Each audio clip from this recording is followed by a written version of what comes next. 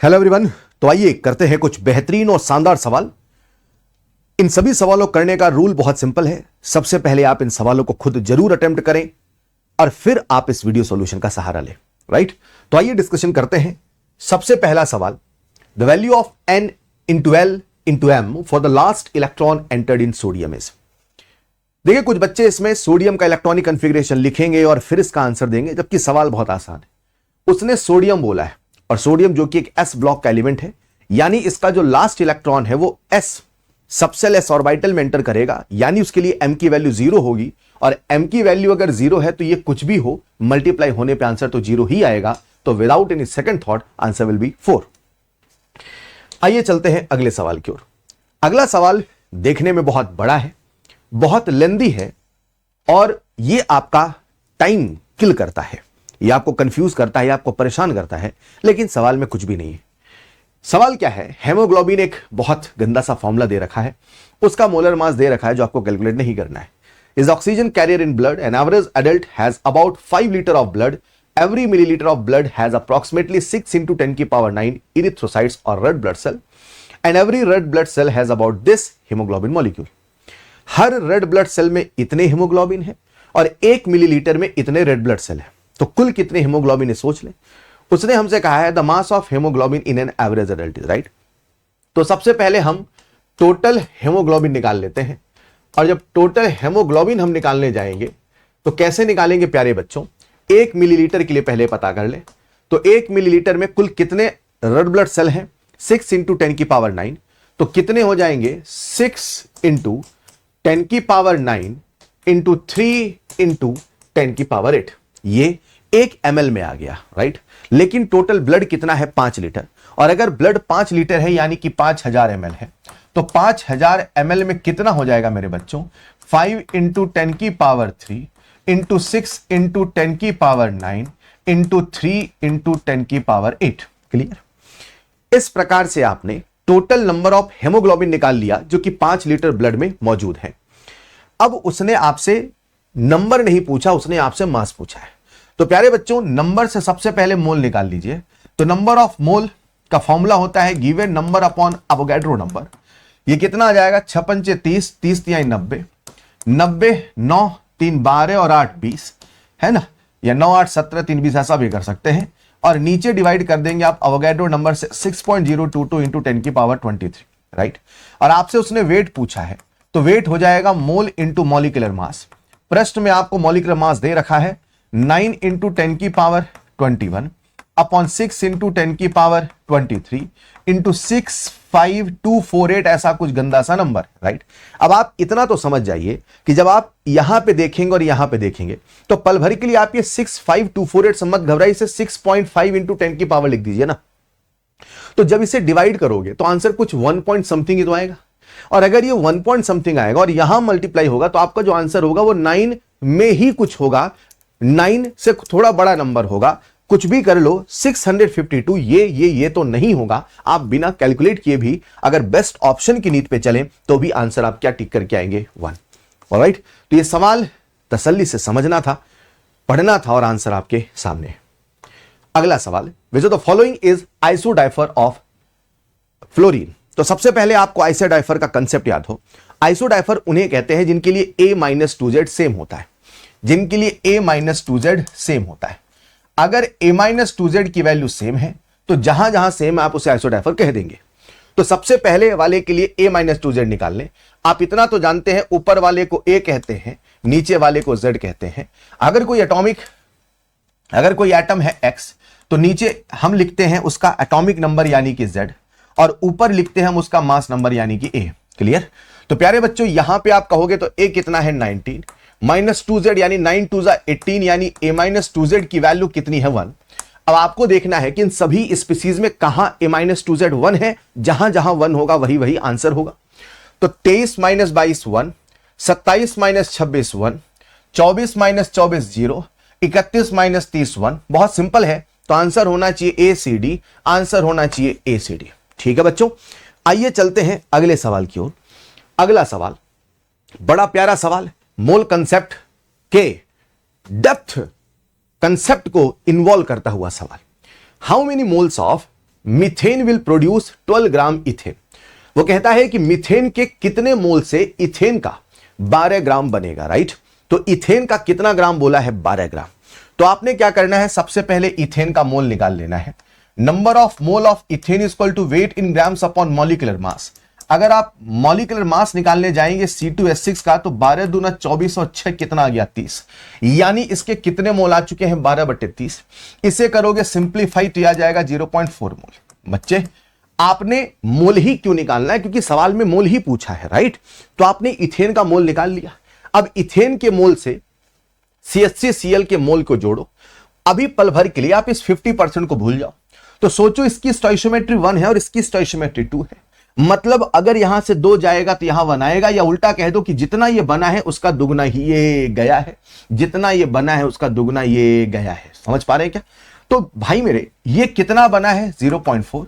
तो ये कितना जाना चाहिए था, 0.8। ये होना चाहिए था, लेकिन सवाल में लिखा है 50%। यानी इसकी जो एफिशिएंसी है वो 50%।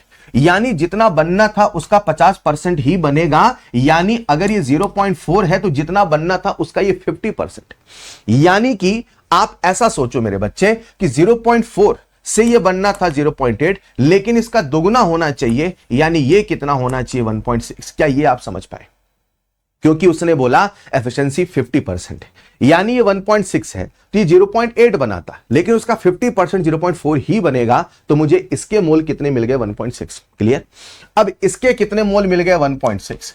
अब अगर इसके 1.6 मोल है तो मुझे इसके मोल सोचने। अब फिर से यहां पे एफिशिएंसी कितनी लिखी है, 80%। यानी कि जो 1.6 है ये टोटल का 80%। यानी कि जो 1.6 है वो टोटल का 80% है। यानी 80% 1.6 मोल के बराबर है। तो सोचो टोटल कितना होगा मेरे बच्चे, 80% 1.6 मोल है। तो बिल्कुल सिंपल यूनिटरी मेथड में कोई हाई फाई फॉर्मूला नहीं लगा रहा हूं, राइट। बिल्कुल फील परसेंटेज का। तो 1% कितना होगा, 1.6 अपॉन 80। तो टोटल यानी कि 100% कितना होगा मेरे बच्चे, 100% होगा 100 अपॉन 80 इंटू 1.6। डेसिमल हटाइए, नीचे 10 लगाइए, 16 पंचे 80, 20/10 कितना आ गया, 2। यानी कि CH4 के कितने मोल होने चाहिए थे, 2। अब इसको थोड़ा रिवर्स सोचो। जब CH4 का 2 मोल होगा तो उसका 80% 1.6 बनेगा। जब इसका 1.6 होगा तो उसका 50% 0.4 बनेगा। क्लियर है। अगर समझ पाए हैं तो आइए चलते हैं अगले सवाल की ओर। Number of neutrons in 5.5 gram T2O is. Number of neutron, वो न्यूट्रॉन की संख्या पूछा है। तो सबसे पहले आपको निकाल लेना चाहिए नंबर ऑफ मोल, और सबसे पहले एक मॉलिक्यूल का अध्ययन कर लेना चाहिए। एक मॉलिक्यूल में कितने न्यूट्रॉन है पहले वो पता कर लो। एक मॉलिक्यूल में कितने न्यूट्रॉन है पहले वो पता कर लो, राइट। तो बच्चे एक मॉलिक्यूल यानी कि T2, इसमें कितने न्यूट्रॉन है आप देखो जरा। T है, जैसे ट्रिटियम बोला है 1s3, तो इसमें न्यूट्रॉन की संख्या कितनी हो जाएगी, इसमें न्यूट्रॉन की संख्या हो जाएगी 3 - 1 यानी कि 2। यानी एक ट्रिटियम में 2 न्यूट्रॉन है तो 2 में 4 होंगे और 8 यहां, 8 और 4 कितने, 12 न्यूट्रॉन। यानी एक मॉलिक्यूल के अंदर कितने न्यूट्रॉन है, 12। एक मॉलिक्यूल के अंदर कितने न्यूट्रॉन है, 12, राइट। तो अब आपको सोचना है कि टोटल मॉलिक्यूल कितने हैं। तो number of mole equal to weight in grams upon molecular mass, और इसका मॉलिक्यूलर मास कितना होगा, 6 और 16 यानी कि 22। जब आप इसे सिंप्लीफाई करेंगे तो नंबर ऑफ मोल कितना आ जाएगा, 0.25 मोल। क्लियर है मेरे बच्चों। लेकिन उसने पूछा है टोटल नंबर ऑफ न्यूट्रॉन। तो जो टोटल नंबर ऑफ न्यूट्रॉन होगा, जो टोटल नंबर ऑफ न्यूट्रॉन होगा वो 0.25 मोल, यानी कि एवोगाड्रो नंबर मल्टीप्लाइड बाई 12, 12 पंचे 60, 12 दूना 24 और 36, यानी कि 3Na will be the correct answer. Done है बच्चों। आइए चलते हैं अगले सवाल की ओर। Which is are correct statement about 1.7 gram of ammonia. यह सवाल ध्यान से देखो तो लगता है कि भाई बहुत सारे कंसेप्ट को इन्वॉल्व किया, एंड ऑफ कोर्स एक एक स्टेप को सॉल्व भी किया जा सकता है, जो मैं करूंगा। लेकिन सबसे पहले एक एस्पिरेंट बनके, एक स्टूडेंट बनके इस सवाल को आप एग्जाम हॉल में सॉल्व करें तो कैसे करें। मैं क्या देखूंगा भैया, मोर देन 1 करेक्ट आंसर हो सकता है। डी यहां, डी यहां, डी यहां, डी यहां नहीं है। अकेला डिसीजन डी लेने की हिम्मत रखता है। सबसे पहले डी को डिसाइड कर ले, क्या पता सवाल में कुछ करना ही ना पड़े। डी क्या है, वेपर डेंसिटी ऑफ अमोनिया 17। हो सकता था डी में कुछ ऐसा होता जो बहुत टफ होता, लेकिन देख तो लो, क्या पता बहुत आसान हो। वेपर डेंसिटी अमोनिया का 17 है। हां, मुझे इतना तो पता है, आपने मोल कांसेप्ट चाहे कैसा भी पढ़ा हो, वेपर डेंसिटी का फॉर्मूला याद किया होगा। वेपर डेंसिटी का फॉर्मूला होता है मॉलिक्यूलर मास अपॉन 2। भाई मेरे, अमोनिया का मॉलिक्यूलर मास 17 है तो कभी वेपर डेंसिटी 17 नहीं। आई एम डैम श्योर ये तो गलत है। आई एम डैम श्योर ये तो गलत है। अरे हेलो, यानी कि जो डी वाला है वो तो गलत है। अब डी वाला आपसे पूछा क्या है? Correct statement, right? तो डी तो गलत है, तो जहां जहां डी है वो गलत है, जहां जहां डी है वो गलत है। अरे दुनिया वालों, तो सही केवल 3 है। अरे हाँ यार, ये तो बिना मेहनत किया गया। जी हां, हमें पेन चलाने के पहले दिमाग चलाना आना चाहिए, राइट? फिलहाल फिर भी अगर आप एक एक स्टेप को सॉल्व करना चाहे तो मैं सॉल्व कर देता हूं। मैं सभी ऑप्शन, सभी स्टेप को सॉल्व कर देता हूं। तो सबसे पहला है, it contain 0.3 mole hydrogen atom, right? तो नंबर ऑफ मोल निकाल लीजिए। Weight in grams upon molecular mass, कितने मोल है? 0.1। 0.1 मोल किसके हैं? अमोनिया के। अब भाई मेरे, अगर अमोनिया के 0.1 मोल है तो एक अमोनिया में कितने हाइड्रोजन है? 3। तो टोटल हाइड्रोजन एटम आप निकालोगे, टोटल हाइड्रोजन एटम आ जाएगा 0.3 मोल, और 0.3 मोल यानी कि 0.3 Na। क्या ये सही है? यानी कि ए वाला सही है, राइट? फिर चलते हैं सेकंड में। It contains this number of atom. तो बताइए एक मॉलिक्यूल में कितने एटम है? सर एक मॉलिक्यूल में 3 और 1 4 एटम है सर। 3 हाइड्रोजन के, 1 नाइट्रोजन के सर। तो 0.3 मोल में कितने एटम होंगे? 0.3 मोल में 0.3 इंटू मोल इंटू 4, इसे करो सिंप्लीफाई, आंसर आपके सामने आएगा 2.4 इंटू 10 की पावर 23 एटम। सही है। फिर ऐसे ही आपसे पूछा मास परसेंटेज, तो सभी बच्चों को मास परसेंटेज निकालना आना चाहिए। मास परसेंटेज का एक सिंपल सा फॉर्मूला होता है, atomicity into atomic weight, atomicity into atomic weight upon molecular weight into 100, right? तो आप देखेंगे तीनों ही सही है, तो answer will be A, B and C, and answer will be option number 3। आइए चलते हैं अगले सवाल की ओर। In Bohr model for single electronic species following symbols are used, और फिर आपको सॉल्व करना। अगेन ये सवाल लगता है कि भाई बहुत कठिन, बहुत हैवी है, और ये उसी नीट के सवाल के जैसा है एटॉमिक स्ट्रक्चर का, जिसमें उन्होंने रेडियस वेलोसिटी बहुत लगा था, कैलकुलेशन कराया, लेकिन ऐसा कुछ नहीं था। तसल्ली से सवाल को पढ़ना है। सबसे पहले किसी एक ऑप्शन से शुरू होना है, क्या पता उसी से काम हो जाए। उसने क्या बोला, इसका मतलब क्या, इसका मतलब क्या, सबका मतलब बताया। RNZ UNZ। हो सकता है बच्चों को कुछ न समझ में आए, भैया रेडियस का फॉर्मूला तो याद होगा, तो मैं इसमें सबसे पहले रेडियस से शुरू करता हूं। R21 is to R12। तो पहला वाला नंबर किसे बता रहा? N को। दूसरा वाला नंबर किसे बता रहा? Z को। यानी कि orbit number 2 atomic number 1, right? तो पहला वाला मैं सॉल्व करता हूं, R21 अपॉन R12। हां, आप सभी को रेडियस का फॉर्मूला याद होगा, 0.529 into N square by Z, ठीक? तो ये हो जाएगा, पहला वाला नंबर क्या बता रहा? n, तो n का स्क्वायर 4, z की वैल्यू 1, n का स्क्वायर 1, z की वैल्यू 2, आंसर आ गया 8:1। आंसर आ गया 8:1, यानी इसका तो 4 होगा, q का 4 होगा, यानी ये तो कभी नहीं होगा, क्योंकि यहां q तो 1 होगा। क्लियर? अब मैं किसको सॉल्व करूं? q से अब क्या सॉल्व करूं? तो देखो, r 2 जगह पे 3 है, s 2 जगह पे 1 है, लेकिन p कहीं पे भी सेम नहीं है। तो सबसे कम एफर्ट कहां लगेगा? p को सॉल्व करने में। तो क्यों ना हम p को सॉल्व करें। p में जो u है, ये हमें बता रहा पोटेंशियल एनर्जी। और आप सबको सबसे पहले कंसेप्ट याद होना चाहिए कि जो पोटेंशियल एनर्जी होता है -2, जो पोटेंशियल एनर्जी होता है वो 2 टाइम्स ऑफ टोटल एनर्जी होता है।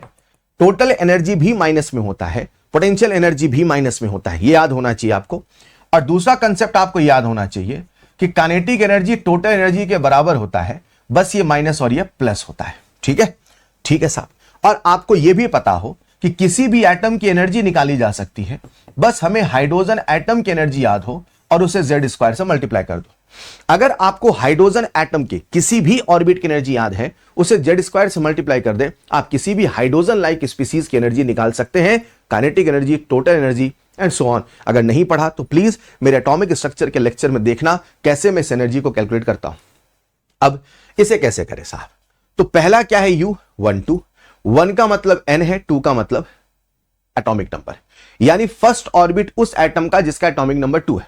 तो मैंने क्या सोचा कि साहब अगर ये हाइड्रोजन होता, अगर ये हाइड्रोजन होता तो पहले ऑर्बिट की टोटल एनर्जी होती -13.6, पर क्योंकि उसका एटॉमिक नंबर 2 है तो टोटल एनर्जी कितनी हो जाएगी? अगर हाइड्रोजन एटम होता तो टोटल एनर्जी हो जाती -13.6 इंटू जेड स्क्वायर, क्लियर, यानी 4। लेकिन उसने तो पोटेंशियल एनर्जी बोला है, तो अगर ये हाइड्रोजन एटम होता तो पोटेंशियल एनर्जी इसकी हो जाती -2 इंटू 13.6 इंटू 4, समझ गए। हाइड्रोजन होता तो 13.6 होता, एटम एटॉमिक नंबर 2 है, तो टोटल एनर्जी इतनी होगी, पोटेंशियल एनर्जी इतनी होगी। अब बात कर लेते हैं काइनेटिक एनर्जी की।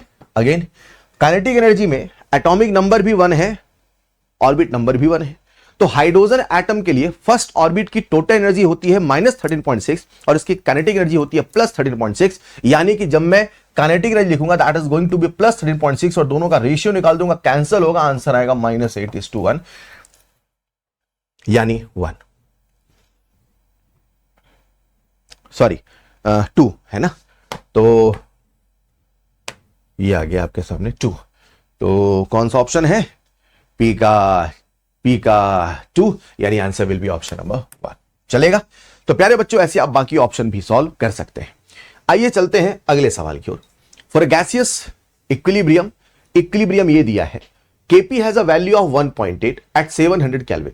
इस रिएक्शन के लिए Kp की वैल्यू 1.8 है और टेम्परेचर 700 केल्विन है, ठीक। The value of Kc for the equilibrium at that temperature, Kc पूछा है रिवर्स रिएक्शन का। तो मैंने क्या सोचा कि अगर पहली वाली रिएक्शन का Kc पता होता तो दूसरी वाली रिएक्शन का Kc रेसिप्रोकल कर देते। तो कहीं ना कहीं अब सारा खेल Kc निकालने में आ चुका है और अपने एक छोटा सा फॉर्मूला याद है, Kp equal to Kc into RT की पावर डेल्टा Ng। हां थोड़ा कैलकुलेशन है इस सवाल में, Kp equal to Kc into RT की पावर डेल्टा Ng, तो Kc आ जाएगा Kp अपॉन RT 0.0821, टेम्परेचर कितना होगा 700 की पावर डेल्टा Ng, और डेल्टा Ng कितना है मेरे बच्चे, डेल्टा Ng है 2 + 1 3, 3 - 2 यानी कि 1, क्लियर है, 2 + 1 3, 3 - 2 यानी कि 1। यहां से हमने Kc निकाल लिया, क्लियर। लेकिन भाई मेरे उन्होंने Kc रिवर्स रिएक्शन का पूछा है, तो जब रिवर्स रिएक्शन का Kc पूछा है तो आप इसे कर देंगे उल्टा, ठीक है ना, अरे ठीक है भाई। तो रिवर्स रिएक्शन का Kc डैश हो जाएगा 1/Kc, इसे उल्टा कर दो तो लगभग आंसर जो 32 आता है, सबसे नियरेस्ट आंसर 31.93 के आसपास आ जाएगा, ठीक है। आइए चलते हैं अगले सवाल की ओर। 100 ml of methane, CH4 and C2H2 were exploded with excess of O2. After explosion and cooling, the mixture was treated with KOH where a reduction of 165 ml was observed. यानी जब आपने उसे जलाया और जलाने के बाद आपने उसे KOH से पास किया तो उसके वॉल्यूम में 165 ml का रिडक्शन हुआ। द क्वेश्चन इज ये रिडक्शन क्यों हुआ? बच्चों आपको ये पता होना चाहिए कि पोटेशियम हाइड्रोक्साइड में CO2 गैस एब्जॉर्ब हो जाएगी, यानी कि जो रिडक्शन हुआ है वो CO2 गैस का हुआ है, यानी कि CO2 गैस का जो वॉल्यूम था वो कितना था 165, यानी कि इसके जलने से भी टोटल 165 ml CO2 हमें मिला था। अब प्रश्न है ये कितना और ये कितना था। बच्चों कैसे करें इस सवाल को, इमेजिन करते हैं ये हमारे सामने मीथेन है और ये C2H2 है, ठीक। तो जब इसका कंबस्शन होगा तो ये CO2 और जब इसका कंबस्शन होगा तो ये भी CO2 बनाएगा, बस यहां स्टोइकियोमेट्री 2 आएगा। अब इसका वॉल्यूम कितना है, तो लेट्स से इसका वॉल्यूम x है और अगर ये x है तो ये 100 - x है, ठीक। तो अगर इसका x ml जलेगा तो इसका 2x ml बनेगा, इसका 100 - x जलेगा तो इसका 100 - x बनेगा। तो जो टोटल CO2 का वॉल्यूम होगा, वो 100 - x प्लस 2x, यही 165 के बराबर होगा। यहां से x की वैल्यू आप सबके सामने आ गई, 165 - 100 यानी कि 65, यानी कि इसका कितना वॉल्यूम है मेरे बच्चे, सर इसका वॉल्यूम है 65 तो इसका वॉल्यूम है 35, जहां ऐसा होगा वही आंसर होगा, C2H2 65 and this is 35। Clear है बच्चों? तो इस प्रकार से इस सवाल को करना था, बाकी पूरी रिएक्शन लिखने की आवश्यकता नहीं थी। The following statement for a given reaction is incorrect. कौन सा स्टेटमेंट इनकरेक्ट? यह सवाल एनसीईआरटी के थ्योरेटिकल पॉइंट से लिया गया, हालांकि इसके बारे में आपको इनऑर्गेनिक केमिस्ट्री में भी पढ़ाया जाता है, तो आप उससे भी कर सकते हैं। इस सवाल को करने के लिए आपको पता होना चाहिए कि ये जो कॉम्प्लेक्स बना है ये रेड कलर का होता है, ठीक। और ये जो रिएक्शन है ये अपने आप में एक होमोजीनियस रिएक्शन है। अब होमोजीनियस रिएक्शन है और हमें इसका इक्विलिब्रियम कांस्टेंट लिखना है, तो इसका इक्विलिब्रियम कांस्टेंट कैसे लिखोगे, this upon this into this. Homogeneous reaction में जितने भी कंपोनेंट सेम फेज में हैं सबको लिखना होता है, हेटेरोजीनियस में प्योर सॉलिड प्योर लिक्विड का एक्टिव मास 1 होता है, लेकिन ऐसा होमोजेनियस में नहीं। तो क्या इक्विलिब्रियम कांस्टेंट ऐसा होगा? बिल्कुल सही बात है। अब ये जो दोनों आयन होते हैं, तो एनसीईआरटी में एक्सपेरिमेंट लिखाई आते कहां से? वो कहता है कि when the 2 drops of potassium thiocyanate 1 ml of iron nitrate को मिलाते हैं, आयरन नाइट्रेट में से Fe3+ आता है, पोटेशियम थायोसाइनेट से थायोसाइनेट आयन आता है, दोनों के रिएक्शन से कॉम्प्लेक्स बनता है जो कि रेड कलर का होता है, और जब तक इक्विलिब्रियम नहीं आता तब तक रेड कलर डीप होता है, धीरे धीरे रेड कलर कांस्टेंट हो जाता है। हां, यह बिल्कुल सही बात है, क्योंकि इसमें इक्विलिब्रियम है, तो इक्विलिब्रियम को डिस्टर्ब किया जा सकता है। The equilibrium can be shifted in either forward और reverse direction depending on the addition of, बिल्कुल सही बात है, the equilibrium can be shifted in the forward direction by adding reagent that remove Fe3+ और HCl-।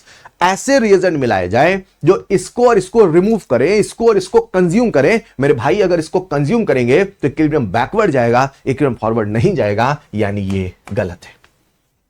तो प्रश्न हमसे पूछा था कौन गलत है, तो आंसर विल बी 4, जो गलत है वही सही है। आइए चलते हैं अगले सवाल की ओर। अगला सवाल, 5.1 ग्राम NH4HS is introduced in 3 liter evacuated flask at this temperature, 30% of the solid NH4HS decomposed to ammonia and this Kp for the reaction is right। तो सबसे पहले आपको रिएक्शन लिखनी आनी चाहिए। रिएक्शन कैसे लिखेंगे? आपके सामने है NH4HS सॉलिड, इसके डिकम्पोजिशन से क्या बन रहा है? इसके डिकम्पोजिशन से बनेगा ammonia gas plus H2S gas. Clear है? क्लियर है साहब। अब इसका कितना ग्राम बोला है? 5.1। तो नंबर ऑफ मोल निकालने, weight in grams upon molecular mass. NH4HS का जो मॉलिक्यूलर मास होता है ना मेरे बच्चों, ये 51 है। तो कितने मोल आ चुके हैं? 0.1।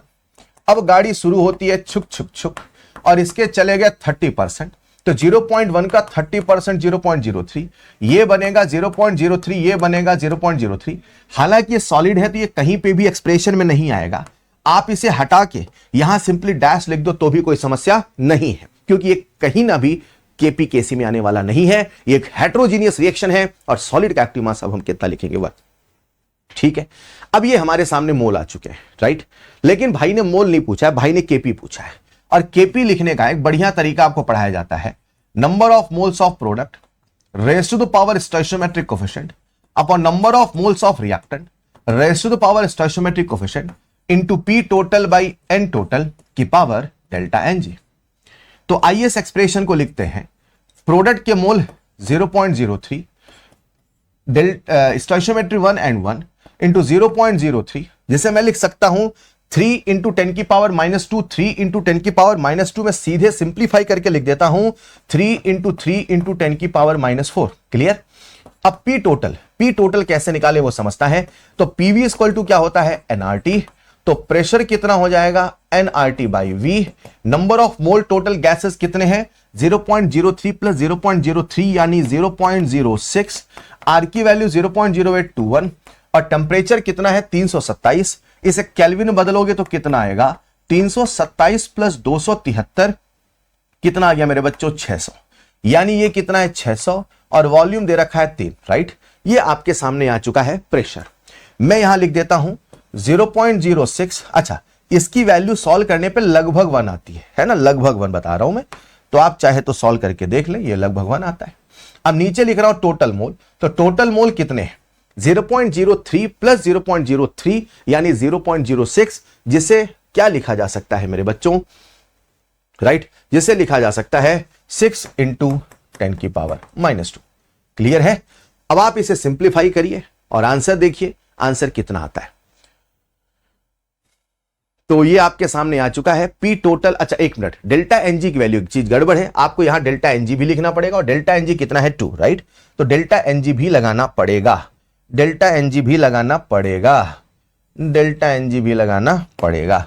ये आपके सामने आ चुका है number of moles of product. P total लगभग 1 के आसपास आता है, देख लीजिएगा।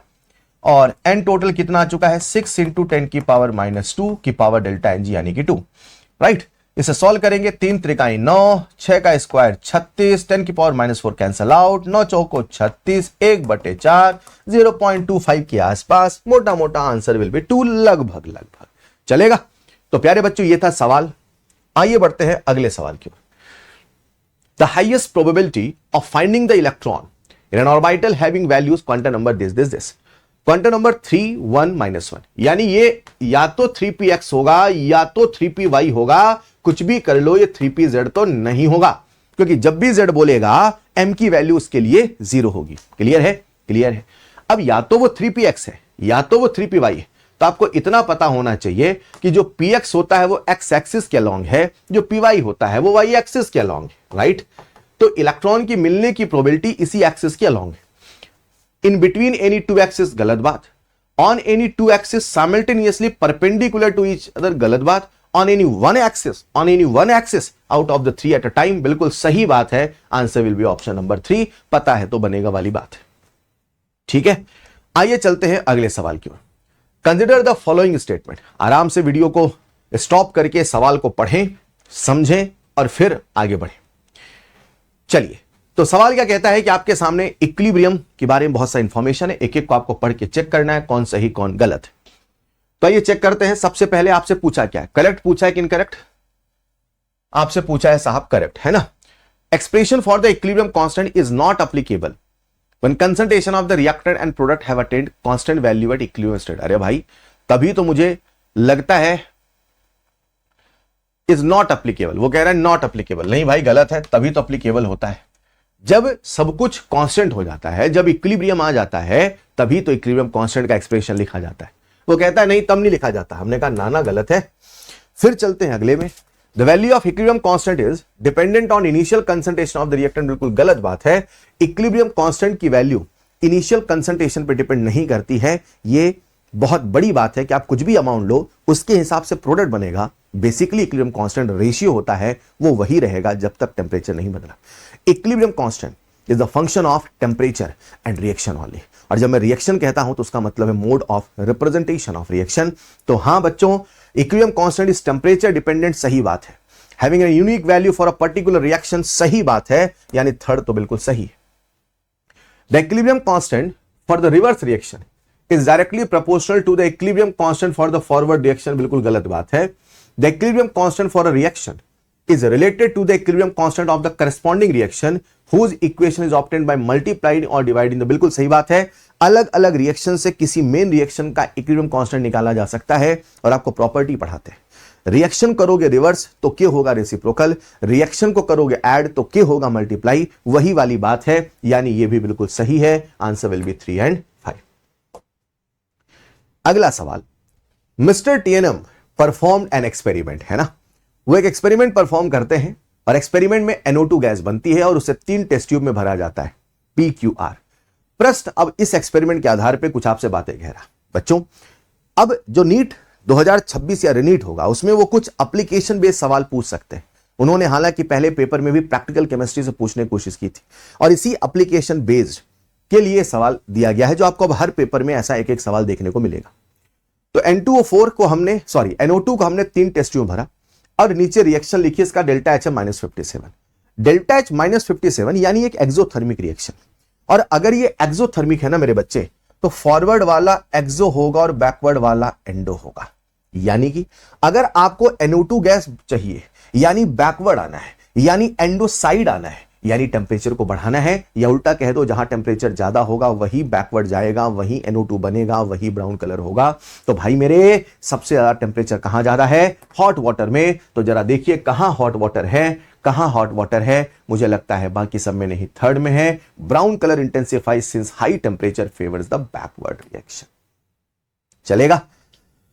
आइए चलते हैं अगले सवाल की ओर। The electronic configuration of carbon atom is this. बताइए किस अरेंजमेंट की सबसे लोवेस्ट एनर्जी।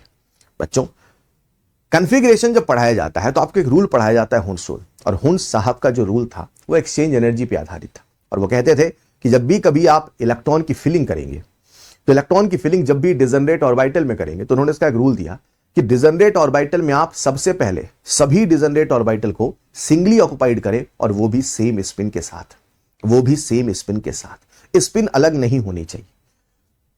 यहां पे बिना डिजनरेट ऑर्बिटल इलेक्ट्रॉन दिए पेयर किया, नहीं पॉसिबल है। यहां स्पिन सेम नहीं है, नहीं पॉसिबल। यहां स्पिन सेम नहीं है, नहीं पॉसिबल है। यहीं पे सभी को एक एक इलेक्ट्रॉन मिला और स्पिन भी सेम है। यहां पे एक्सचेंज एनर्जी सबसे ज्यादा रिलीज होगी, इसीलिए यहां पे एनर्जी सबसे कम होगी, इसीलिए सबसे ज्यादा स्टेबल। ठीक है बच्चों, तो आई होप आपने सारे सवालों को एंजॉय किया होगा और हर सवाल आपको कुछ सिखा के गया होगा।